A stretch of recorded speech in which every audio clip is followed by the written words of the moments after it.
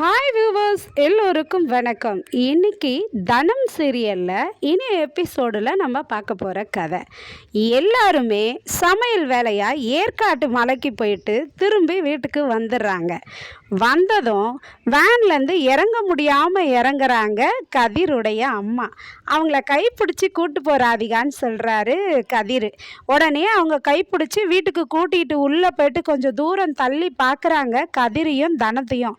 இவங்க ரெண்டு பேரும் தாலியை பற்றி பேசிக்கிட்டு இருக்காங்க. உடனே ராதிகா அவங்க அத்தையை கூப்பிட்டு, அத்தை அங்கே கவனிச்சியா, ரெண்டு பேரும் பற்றியா எப்படி பேசிக்கிட்டு இருக்காங்க அப்படின்னு சொல்கிறாங்க. ஆமாண்டி நானும் தாண்டி கவனிச்சிக்கிட்டு இருக்கேன் அப்படின்றாங்க.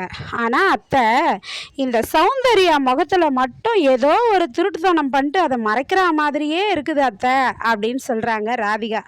உடனே அவங்களும் என்ன சொல்கிறாங்கன்னா, அவங்க அத்தை, நானும் அதை கவனிச்சிக்கிட்டு தாண்டி இருக்கேன். ஆமாண்டி, அவள் அப்படி தாண்டி இருக்கா, ஏதோ மறைக்கிற மாதிரியே இருக்காடி. இரு இன்னைக்கு வீட்டில் அவளை வந்து நோண்டி விசாரிச்சேன்னு வச்சுக்கிய, எல்லாத்தையும் கக்கிடுவா, உண்மையை உளறிடுவாடி, அவ பார்த்துக்கலாம் விடு அப்படின்றாங்க. அதுக்கு ராதிகா சொல்கிறாங்க, அப்போனா இன்னைக்கு வீட்டில் ஒரு வெடி சத்தமே கேட்க போகுது, நீ எதையோ கொளுத்தி போட போகிற அப்படின்றாங்க அவங்க அத்தை கிட்ட. அவங்க அத்தையும், நீ பாரு நான் கொளுத்துற நெருப்பு எப்படி கொழுந்து விட்டு எரியுதுன்னு சொல்கிறாங்க. அதுக்கப்புறம் எல்லாரும் உள்ளே போன உடனேயே என்ன பண்ணுறாங்கன்னா, தனம் வந்து நிலா பாப்பாவை பார்த்துட்டு, நிலா பாப்பா அப்படின்றாங்க. தனம்மா அப்படின்னு உடையாந்து கட்டி பிடிச்சிக்கிறாங்க. சாரிடா நிலா குட்டி, நான் அம்மா உன்னை விட்டுட்டு ஏற்காடு போயிட்டேன், நீ கோச்சிக்கிட்டியாடா, அம்மா வேலை விஷயமா போயிட்டேன்டா அப்படின்றாங்க. உடனே நிலா பாப்பாவா, அம்மா நான் அதெல்லாம் கோச்சிக்கல தானம்மா, நான் இங்கே ஜாலியாக இருந்தேன், என்னை எப்போ பாரு வாசுகி பாட்டி சிடுன்னு திட்டிகிட்டே இருப்பாங்கல்ல, ஆனால் ருக்கு பாட்டி அப்படி கிடையாது, எனக்கு நிறைய கதைங்க சொன்னாங்க, புது டிஷ்ஷாக எனக்கு சமைச்சு போட்டாங்க தெரியுமா, நான் ஜாலியாக இருந்தேன் அப்படின்றாங்க. உடனே தனமும் சொல்கிறாங்க, அப்போனா நீங்கள் அவ்வளோ சமத்தாக இருந்திருக்கீங்க அப்படின்னு சொல்கிறாங்க. அப்புறம் தனம்மா, நான் தான் எங்கள் கிளாஸில் இங்கிலீஷில் ஃபஸ்ட்டு மார்க்கு தெரியுமா அப்படின்றாங்க நிலா பாப்பா. உடனே வந்து கதிர் சொல்கிறாரு, நிலா உங்கள் தனம்மாவும் இங்கிலீஷில் ஃபஸ்ட்டு மார்க்கு, நீயும் இங்கிலீஷில் ஃபஸ்ட்டு மார்க்கா, சூப்பரு அப்படின்றாரு. அதுக்கப்புறம் ருக்மணி என்ன பண்ணுறாங்கன்னா, சௌந்தர்யாவை கவனிக்கிறாங்க. ஏய் சௌந்தர்யா, என்னடி இது, தலையில் அடிபட்டிருக்கு, கட்டு போட்டிருக்க, என்னம்மா ஆச்சுன்றாங்க. உடனே தனம் சொல்கிறாங்க, அதெல்லாம் சின்ன காயந்தான் அத்தை, விடுங்க, ஹாஸ்பிட்டலுக்கெலாம் போயிட்டு வந்தோன்றாங்க. அதுக்கப்புறம் வந்து ஹாஸ்பிட்டல் போயிட்டு வந்தியா, சரிம்மா உள்ளே போய் ரெஸ்ட் எடு அப்படின்ட்டு சொல்கிறாங்க ருக்கு சௌந்தர்யா கிட்ட. அதுக்கப்புறமா இந்த கதிரோட அம்மா என்ன பண்ணுறாங்க, சௌந்தர்யா உள்ளே போகும்போது, ஏய் நில்லு அப்படின்றாங்க. உடனே நிற்கிறாங்க. என்னடி எல்லாரும் ஒட்டு மொத்தமாக கும்பலாக இருந்தோம், கொஞ்ச நேரம் உன்னை மட்டும் காணுமே, நீ எங்கே போயிருந்த அப்படின்னு சொல்லி கேட்குறாங்க. உடனே சௌந்தர்யா கம்முன்னு அப்படியே இதுவாக தடுக்கி விழுந்துட்டேன் அப்படின்றாங்க. அடிபட்டுருச்சுன்னு.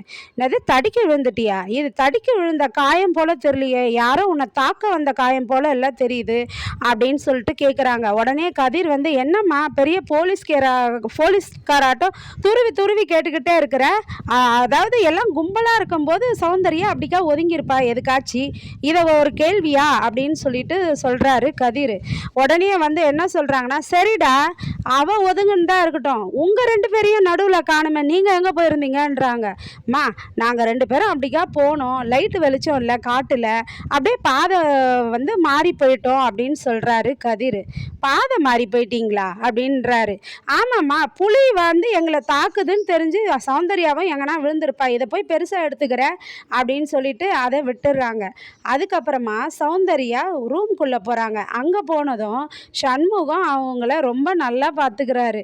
பார்த்துக்கிட்டு, சௌந்தர்யா நீ நல்லா ரெஸ்ட் எடு, நான் உனக்கு எதனா சாப்பிட்றதுக்கு வெளில போய் வாங்கிட்டு வரேன்ட்டு சுட போயிட்டு வடை வாங்கிட்டு வந்து கொடுக்குறாரு. சௌந்தர்யா கை கழுவிட்டு வரேன்றாங்க. நீ கை கழுவெல்லாம் போக வேண்டாம், நானே ஊட்டி விடுறேன்னு பிச்சு ஊட்டி விடுறாரு வடையை பிச்சு சௌந்தர்யாவுக்கு.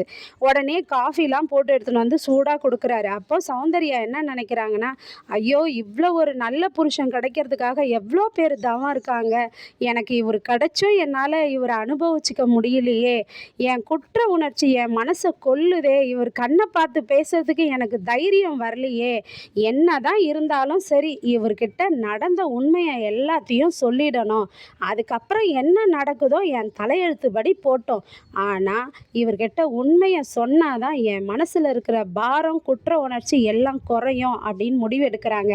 நாளைக்கு சௌந்தர்யா சண்முகத்துக்கிட்ட எல்லா விஷயம் பழைய காதலன் கிட்ட பழகின விஷயம் நடந்த விஷயம் எல்லாத்தையும் சொல்கிறாங்களா என்னன்னு ஆர்வமுடன் எதிர்பார்ப்போம். நன்றி. பாய்.